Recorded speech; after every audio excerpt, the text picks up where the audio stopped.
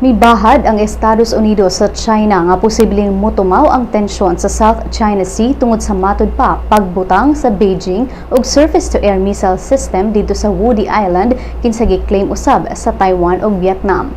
Ang Defense Ministry sa Taiwan miingon kagahapon nga nagbutang ang China og anti-aircraft missiles dito sa Woody Island sakop sa parcel chain ug nakumpirma kini pinaagi sa commercial satellite imagery. Gikumpirma sab kini sa usa ka opisyal sa Estados Unidos apan wala maklaro kung unsa ang tumong niini. Ang deployment sa giingong missiles nahitabo human sa pagtukod sa China og airstrips og military installations sa ubang isla dito sa South China Sea aron maangkon niini ang tibuok lugar nga gi-claim sab sa ubang nasod alakip na ang Pilipinas.